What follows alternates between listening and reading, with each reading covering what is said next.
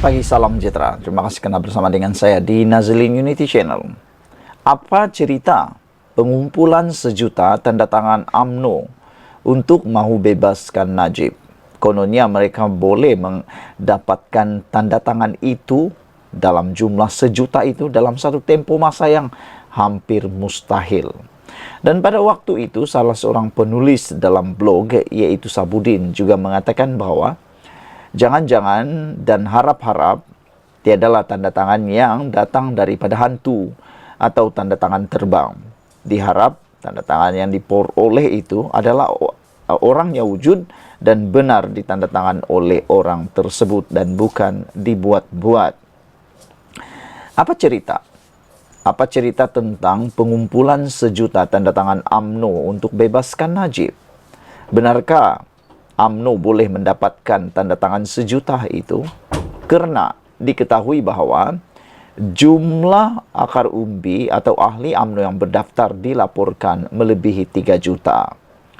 Mesyuarat MT UMNO pada 4 Februari lalu memutuskan untuk mengumpul sejuta tanda tangan daripada ahli parti itu di seluruh negara untuk dipersembahkan kepada yang di-Pertuan Agong dalam kadar sesegera mungkin bagi tujuan pembebasan Najib.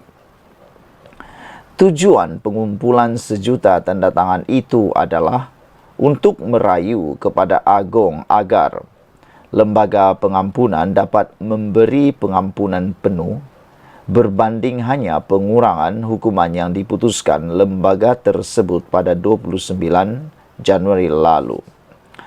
Arahan awal kepada UMNO bahagian-bahagian ialah mereka dikehendaki mendapatkan tanda tangan daripada ahli di setiap cawangan di seluruh negara yang mana tanda tangan itu perlu dikembalikan semula ke pejabat UMNO bahagian selewat-lewatnya pada 9 Februari.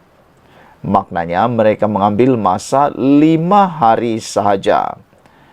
Selepas itu UMNO bahagian akan menghantar tanda tangan yang sudah dikumpul itu ke ibu pejabat UMNO di Kuala Lumpur.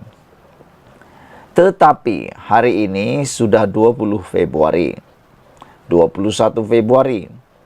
Apa cerita lanjut tentang tanda tangan yang dikumpul sejuta itu? Kenapa diam membuta macam tak ada kabar berita? Sudah dapatkah sejuta tanda tangan itu? Kalau sudah cukup sejuta tanda tangan yang dikumpul, kenapa tidak diumumkan dan bila lagi nak diumumkan atau dipersembahkan ke Istana Negara? Jika belum cukup sejuta pula, sudah berapa jumlah tanda tangan yang diperoleh setakat ini? Tetapi ada satu cawangan atau bahagian UMNO yang jumlah cawangannya hampir 100. Ada satu bahagian UMNO yang jumlah cawangannya hampir 100. Namun difahamkan tak sampai separuh daripada jumlah cawangan yang berjaya mengembalikan borang-borang yang sudah ditandatangani ke pejabat UMNO bahagian. Apa cerita ni? Bagaimana agaknya dengan UMNO bahagian-bahagian yang lain? Sudahkah pihak cawangan berjaya mengumpul tanda tangan tersebut? Sudahkah mereka mendapatkan tanda tangan tersebut? Saudara-saudara sekalian, yang paling mengejutkan kita, bagaimana agaknya dengan UMNO bahagian yang lain? Sudahkah pihak cawangan berjaya mengumpul tanda tangan dan mengembalikan ke pejabat UMNO bahagian masing-masing? Rasa-rasa macam kena drama je Najib untuk kesekian kalinya lagi. Ditulis oleh sabudinhusin.com. Beberapa komen daripada netizen mengatakan penyokong tegar Najib yang beria-ia sangat dalam hal ini. Cuma ada beberapa kerat sahaja.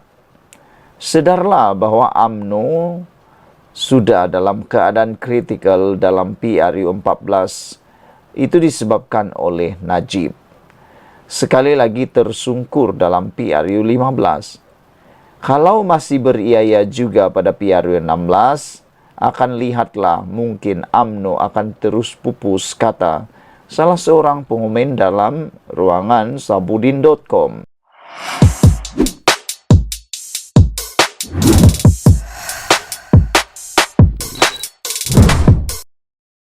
Selamat petang, salam sejahtera. Terima kasih karena bersama dengan saya di Nazilin Unity Channel. Paling mengejutkan kita hari ini ialah pendedahan berkaitan Daim Zainuddin dan juga istrinya, Naimah.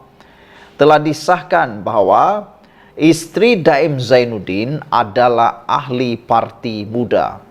Terkejut juga lah kan, sebab namanya parti muda, tapi ahlinya pula ahli tua. Istri Daim ini bukan lagi muda, dia dah tua dah. Tapi rupa-rupanya dia adalah ahli parti muda. Diam-diam ubi berusi, rupa-rupanya parti muda ini memiliki ahli yang kaya, super kaya, kaya raya. Itukah sebabnya parti muda boleh bergerak. Tetapi apa yang lebih mengejutkan kita ialah apabila parti muda telah menafikan bahawa Daim ialah pembiaya terbesar parti tersebut.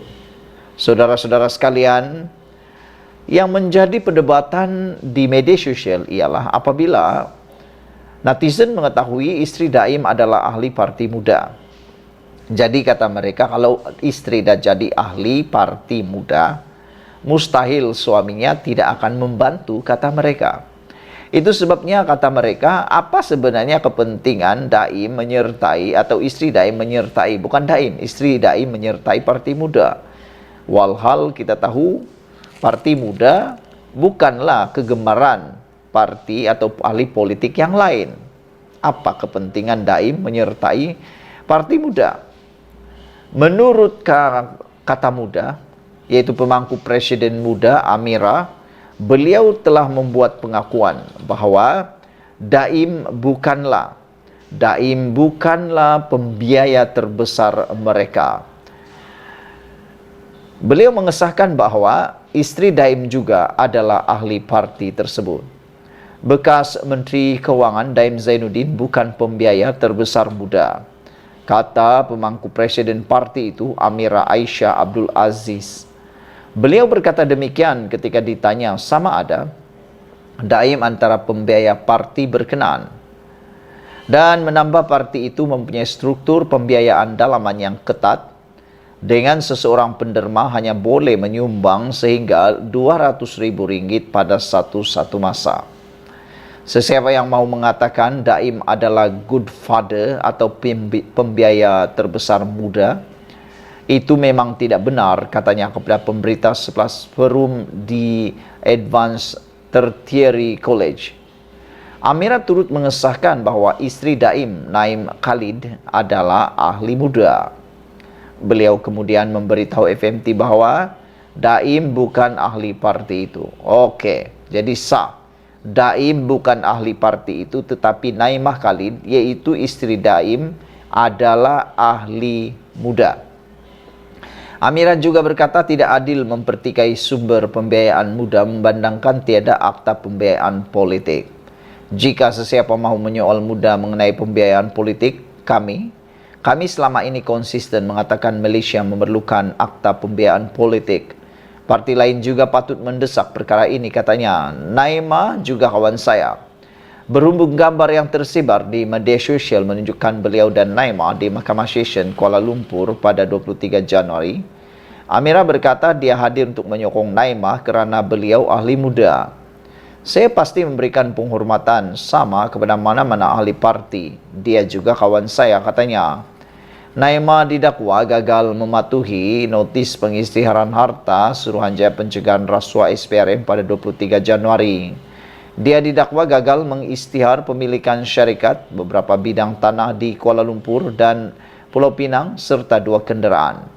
Daim menghadapi tuduhan serupa pada 29 Januari apabila didakwa gagal mengisytihar pemilikan dalam 38 syarikat 19 bidang tanah di Selangor, Negeri Sembilan, Pahang, Kedah, dan Kuala Lumpur selain 6 hartanah. Dia juga didakwa gagal mengisytiharkan pemilikan akaun Amanah Saham Nasional Berhad ASNB dan Amanah Saham Nasional ASN, selain 7 kenderaan mewah. Jika sabit kesalahan, Daim dan Naimah menghadapi hukuman penjara maksimum 5 tahun dan denda tidak melebihi Rp100.000.